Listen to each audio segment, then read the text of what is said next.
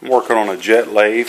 It's a 1024, and I've got a spindle that is worn out.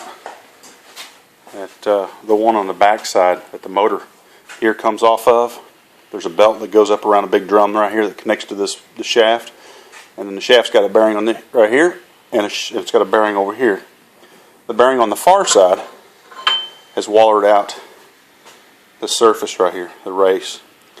So what I'm going to do is, I've got two new bearings, one for each end of the shaft. I'm going to weld that up with MIG wire feed welder using hard wire, and then I'm going to go ahead, I'm going to chuck up on it in the lathe, and then I'm going to try to make some kind of apparatus to come in on this back side of this chuck right here. I took one of the nuts off, the spanner nuts that's on there, and I'm going to try to weld like a big socket, just tack it probably 3 or 4 places so that I can put a heavy duty drill on that thing, hoping to turn that chuck so that I can use this lathe to turn that shaft down once I get it welded up. So I'll weld it up, and then I'll put an indicator on it right here, make sure it's true, and then I'll have to have somebody help me turn a drill or something so I can turn this thing down. We'll see where it goes. Got my drill connected to the end shaft here.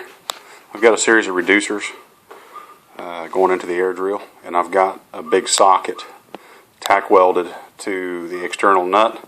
I hate doing this kind of stuff, but when you're in a crunch, you got to do what you got to do. In the end, I'll take a high-speed cutter and cut those welds loose and smooth the edges back down on that nut. You'll still be able to tell I tampered with it, but it'll be all right. Over here on the chuck, I've already got it indicated. I went off a nice clean surface right there, and it's dead on. So the weld doesn't look the best. I didn't want to put too much on it, so I just wanted to get enough on it to where, let me see if I can show it to you here. You're turning my drill there. My drill don't fall. But you can see little areas right in there in front of my fingernail that I didn't get very good. But I think it'll be fine. I've got my tool set up on my tool post. I've got it locked in. I've got a carbide tip tool. And I'm going to go ahead and remove the indicator. And I'm going to have a partner come out here and help me. I'm going to have them turn the drill for me while I do the machining. And I've got my new bearing laying right here.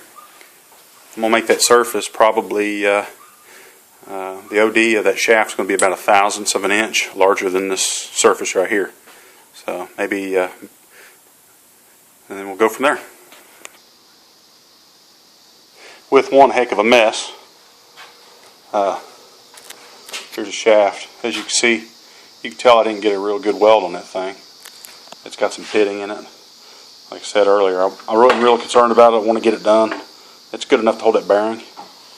And I've got 1/1000th of tap fit, and the bearing seems to go on there just fine. So this shaft is not real important as far as structural strength. It just needs to be running true and center and on a bearing. So we'll put this thing back together.